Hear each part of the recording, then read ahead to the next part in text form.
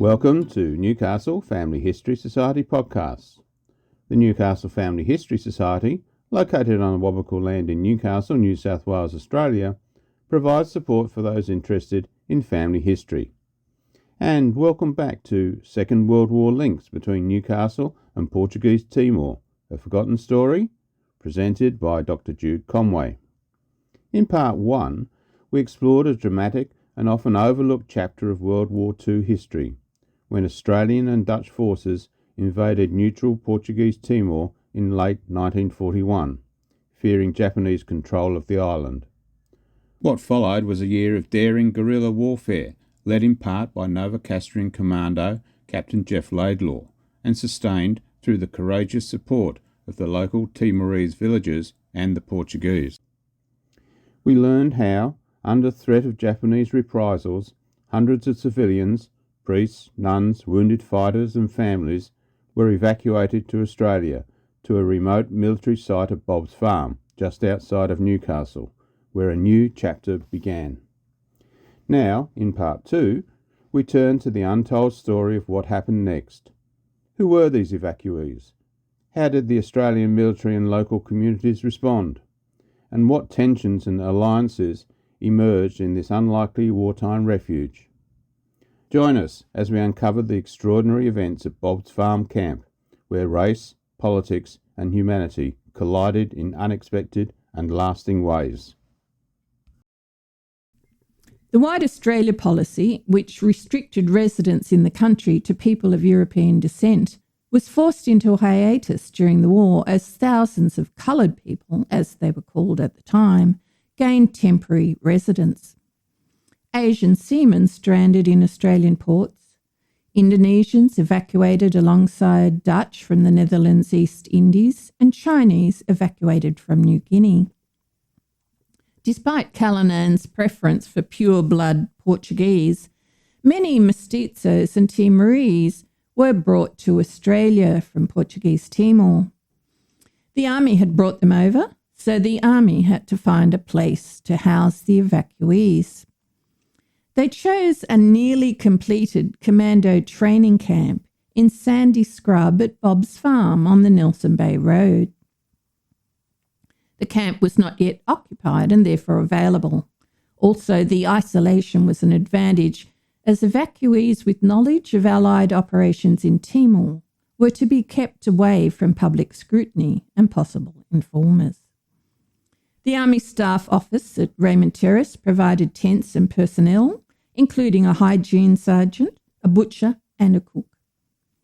On Saturday, 9th of January 1943, having travelled by boat, train and truck, the first 100 evacuees arrived, half-clothed, hungry and usually without belongings. Wooden huts with electric lighting, tables and chairs and beds and mattresses were allocated to the priests and nuns and to what the camp commandant called the better class Portuguese. The rest were housed in army tents with a bucket, a basin and a kerosene lamp, and slept on Hessian bags filled with straw.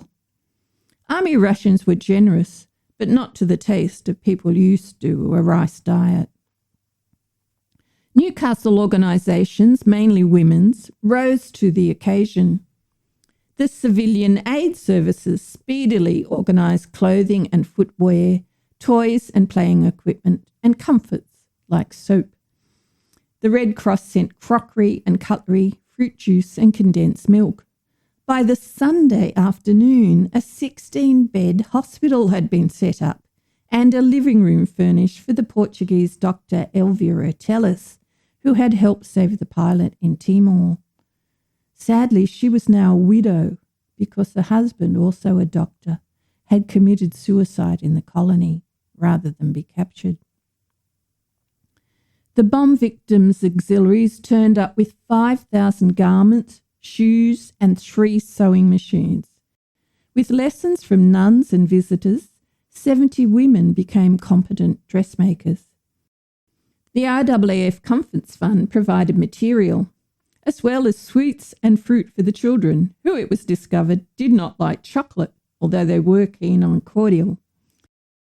St. Vincent de Paul supplied comforts to the nuns, and the Catholic United Services Auxiliary donated necessities so a school could be opened. The priests and nuns gave lessons, and the children quickly grasped some English. For the spiritual side, the priests set up a makeshift church. By 19th of January 1943, 502 evacuees, of whom the army categorised 400 as natives or half-castes, that is, mestizos, had been moved into the hot Spartan camp. The official desire to delineate gradations of race was obvious, but they all had to be registered as aliens. Police from Raymond Terrace attended to take details, signatures if they were literate, and not just fingerprints, also handprints. Each day a medico from a nearby field ambulance unit visited the camp. Private doctors, dentists and eye specialists came as required, many for free. Births and operations took place at the Mater Misericordiae Hospital in Waratah, and some of the deaths. 4-year-old Fernando Neves died from heart failure while under anaesthetic for a surgical operation at the Mater. He was buried, as were other deaths, in the Catholic section of Stockton Cemetery. The officiating minister was Father Edward Jordan from the Stockton Catholic Church. Bill Crothers had been seconded from the Newcastle Milk Board to take over as commandant. Because the camp was so heavily camouflaged, it was extremely difficult to find the track in, so Crothers placed a white painted tin in the fork of a tree to mark the track for the flow of volunteers, suppliers and medical personnel driving up the gravel road to Bov's Farm to help. In February 1943, another 32 evacuated Portuguese deportados were sent to Bob's Farm wearing various items of Australian military uniform. They caused a big stir by visiting Newcastle pubs wearing these items, so they were taken from them. That was just not allowed.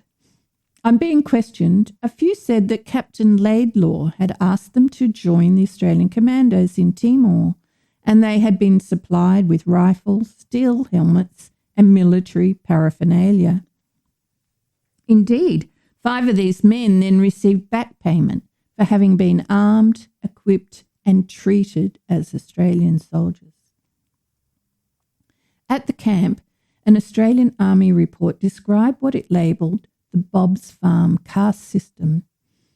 The Europeans eat and live apart and do not mix with the natives. Priests and nuns eat and live in their own quarters, but mix more freely with the native population. Natives, half-castes and whites married to natives live and mess together. Class feuds were the order of the day, the report said. One set refused to cook for themselves, another refused to cook for that set. No one would dispose of the kitchen waste. The commandant and hygiene sergeant had to clean the kitchen quarters after dark a few times to preserve what little white prestige still remained. Australians did not like disparities of race. The Portuguese added class to the mix. One camp resident, Custodio Noronha, the judge, advocate and chief of all prisons in Portuguese Timor, was in a difficult position as he had previously sentenced some of the deportados, like Arsenio Felipe, to secondary exile on Ataruro Island off Dili. In Timor, if the deportados passed an official in the street, they had to bow their head. At Bob's Farm, they began asserting they now lived under a democratic government and each and every person must be considered equal. The Army report determined that whilst government officials, deportees and natives are congregated in one community, there will be continual unpleasantness and bitterness. The pressure cooker atmosphere was not just between Portuguese officials and deportados. Vasco Massal was a Chinese-Portuguese mestizo who had killed his girlfriend in Shanghai been tried for the murder in the Portuguese colony of Macau, and imprisoned in Portuguese Timor.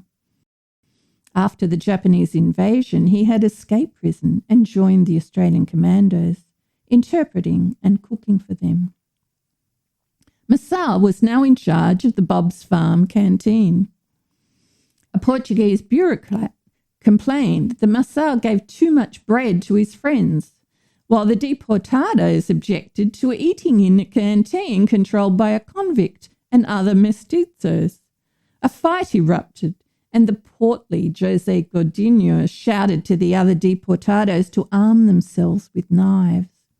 One of them yelled out, "Someday I'm going to kill some of these mestizos." Hot-blooded Latin temperament was on display, and Australian military personnel had to step in to defuse the situation. Alongside these tensions, affection developed between many Australians and camp inmates.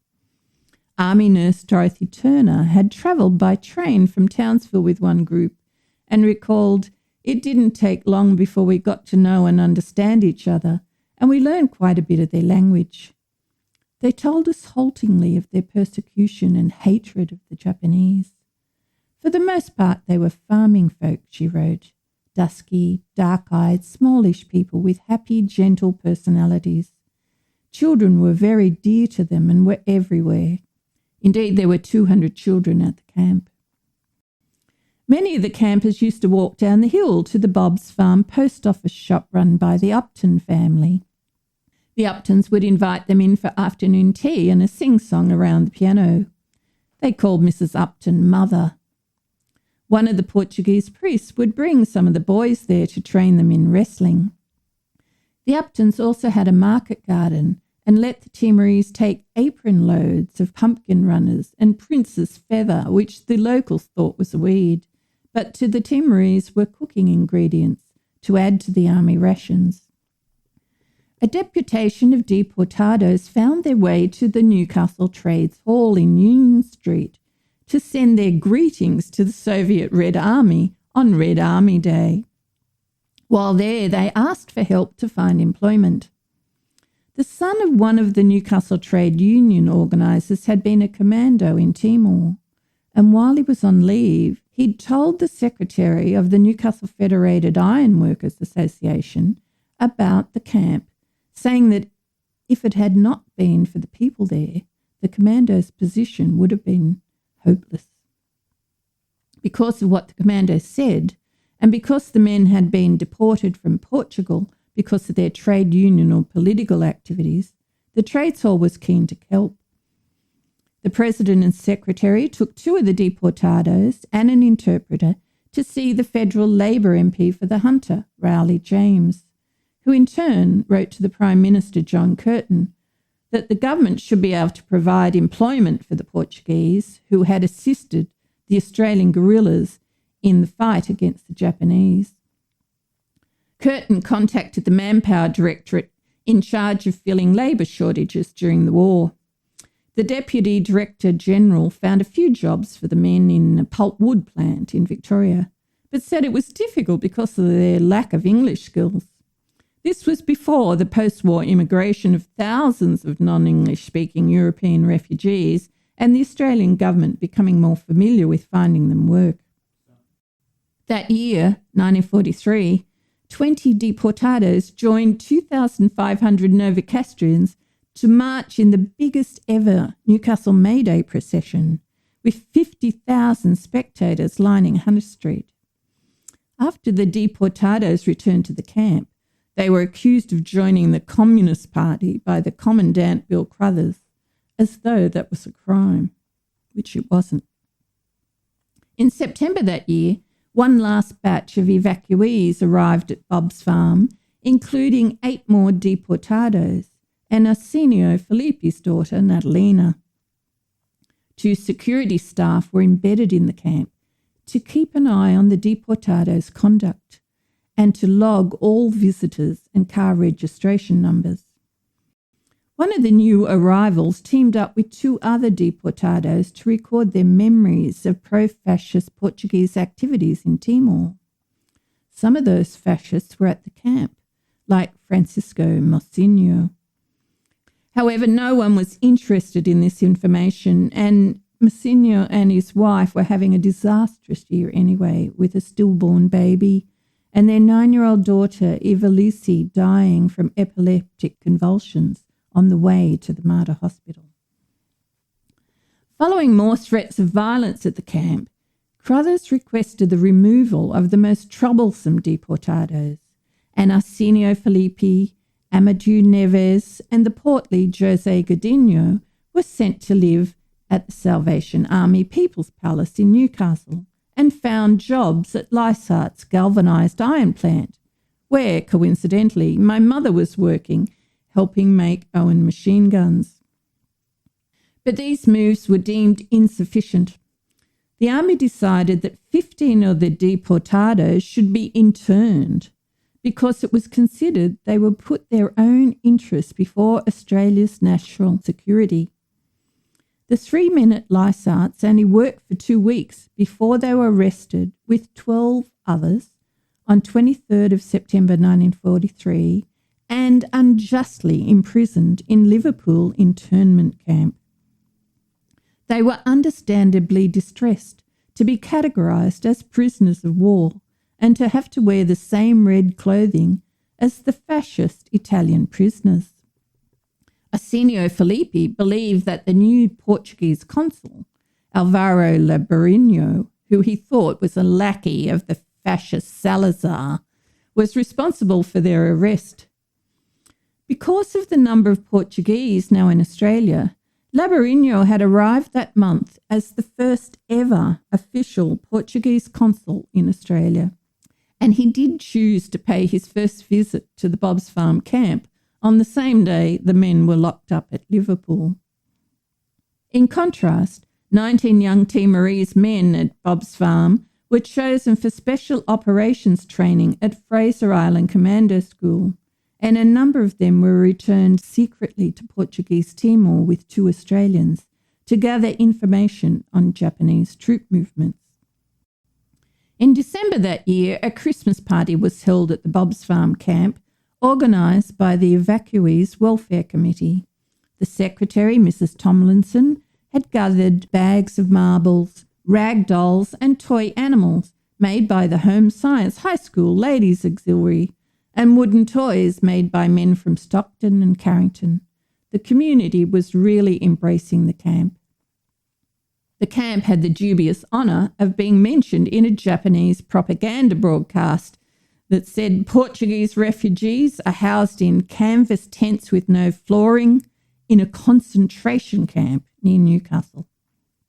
Although the tents did have floors, the Portuguese consul was also critical of the conditions and wrote to the Australian authorities that owing to the lack of decent accommodation, poor sanitary conditions and isolation, there were growing signs of despondency and sickness in the camp. He thought the evacuees should be relocated. The Department of Interior had the racist belief that the Portuguese could be housed elsewhere and found employment, but the native and mestizo Timorese would have to stay at Bob's Farm because they could not be integrated into the community. However, the consul managed to re-accommodate all the evacuees in private hotels and boarding houses in Armadale, Narrabri and Glen Innes, and find some of them work. The religious personnel were dispersed into monasteries and convents. On 22nd of March 1944, the last evacuees left the camp. An Upton family member recalled, all of a sudden everyone disappeared. 22 evacuees were still living in private accommodation in Newcastle because the men had found employment. Custodio Naronia was working as a clerk at the Dairy Farmers Cooperative, presumably organised by Crothers, formerly of the Milk Board. Stephen Yao, a Singaporean-born mechanic who spoke English well, was employed by Sandeman's bus service at Saltash, and a few men, including the convict Vasco Massal, had jobs at the Masonite factory in Raymond Terrace. The deportados in Liverpool internment camp did not stay there quietly. They wrote letters of complaint, went on hunger strikes, and requested a visit by the International Red Cross. The Newcastle branch of the Boilermakers Society wrote to the Minister for the Army, protesting the internment of anti-fascists who had assisted the Australian Army fight the Japanese. New South Wales Supreme Court Judge Mr. Justice Davidson visited the Liverpool camp and saw proof of the partisanship of at least 5 Portuguese who had recently healed battle wounds, with one man's leg having been riddled with machine gun bullets, probably Alfredo dos Santos. Finally, in March 1944, the Director General of Security decided to release most of the Portuguese internees. To accommodate them and their families, including Arsenio Felipe and his daughter, the Portuguese consul rented Minimbar, a 13-acre fenced property with a 2-storey stone building about 9 kilometres from Singleton in the Hunter Valley. The men were not allowed to leave the property, although some of their wives were permitted to visit Singleton to shop. A member of the security services visited once a week. Their mail was censored, and the local police and shopkeepers were directed to keep a close eye on the residents. The last detained deportados were released to Minimbar in August 1944, bringing Francisco Horta and the young Natalina Felipe into close proximity for the first time since they were in the same evacuation batch a year before. After Japan unconditionally surrendered in August 1945, news filtered out that the Timorese had suffered brutally under the Japanese occupation. There had been torture and killings, burning of villages and crops, and relocation of villages preventing new crops being sown, which caused widespread famine. Many towns had been devastated by Australian and American bombing. So the Australian and Dutch invasion of this tiny country may have been advantageous to the Allies, but as one historian wrote, East Timor was one of the great catastrophes of World War II in terms of relative loss of life. 60,000 Timorese were estimated to have died out of 460,000. Also, because Portugal was neutral in the war, its colony was not eligible for the reconstruction aid that USA gave to Germany and Japan. Australia never offered any compensation. In late October 1945, Monsignor Jamie Goulart, living at a monastery in Pennant Hills, was appointed the first Bishop of Dili by the Pope. When interviewed, Goulart expressed appreciation of the hospitality and assistance he and his people have received from Australia. But, he added, remembering Timor, it has only been hospitality repaid. Bishop Goulart had no grand cathedral to return to. It had been bombed by the Allies. Our government reinstated the White Australia policy, and the evacuees had to be repatriated. Most of the Portuguese deportados applied for permanent residence, but only 2, including Alfredo dos Santos of the injured leg, were allowed to stay. For the others, not only their politics, but also their moral habits were considered not to be conducive to good citizenship.